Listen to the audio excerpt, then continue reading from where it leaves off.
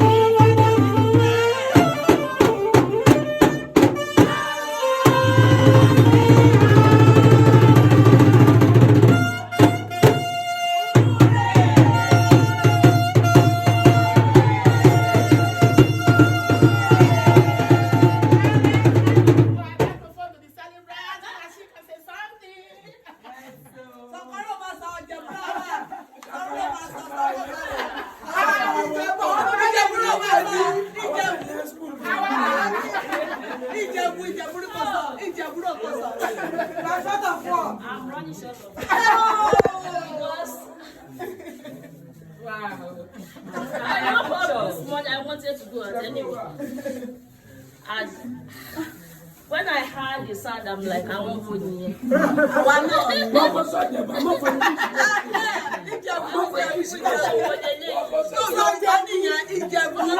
fact, I'm excited.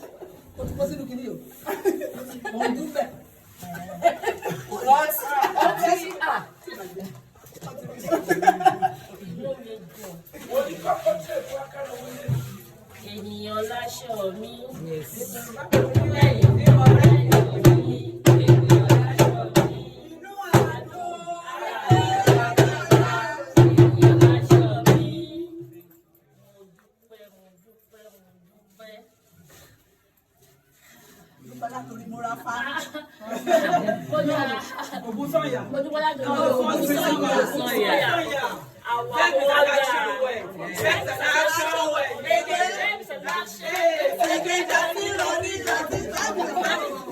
If you want to succeed, stand up now. Don't be silly.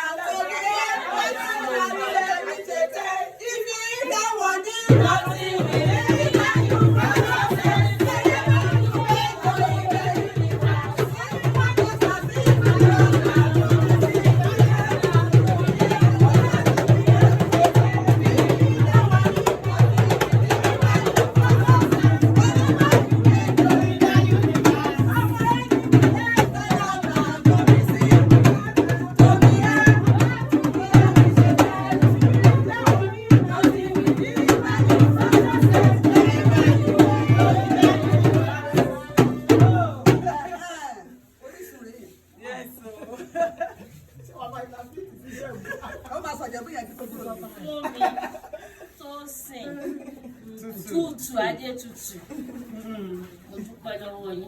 I appreciate each and every one of you. This is not a small thing. You have spent a lot. I really appreciate that. God will replenish your pockets. God will give it each and every one of you and your family. And even those of you that are here. It is one thing to have many. It's another thing to be able to see people around you when you are in need of that. Yeah, that's true.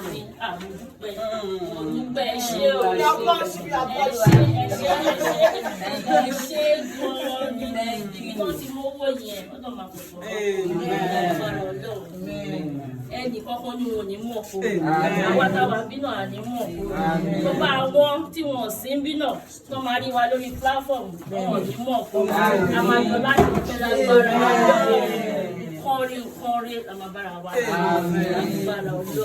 lágbára ọlọ́run kọ́rí la máa bára wa ṣe inú mi ní You will continue to grow. Amen. Continue to expand. Amen. Nothing will be fruitful. Amen. Everything you lay your hands shall prosper. Amen. In the name of Jesus. Amen. Thank you, sir.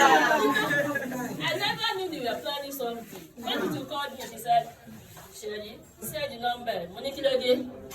Money, she kaba wali eni. Money o sha wali. The shall send the number. I did send it. Only the mama said it. Only your birthday. Please, you can send it. Check it. Go. I come out to you for me. Okay, kilo fair. Just said something that I will use for myself. You know what it is done.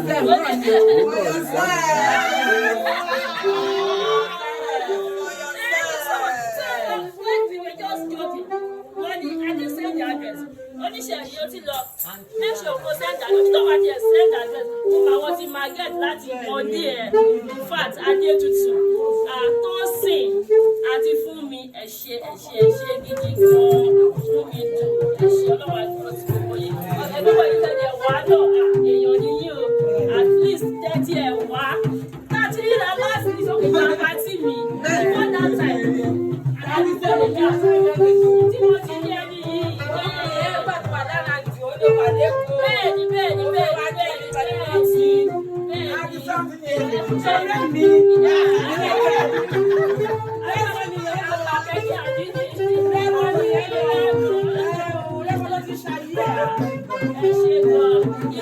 ìdílé oko tó yẹ ìdí o yóò fẹ́ ìyàwó fún ọ ẹ ṣe gidi ẹ ṣe.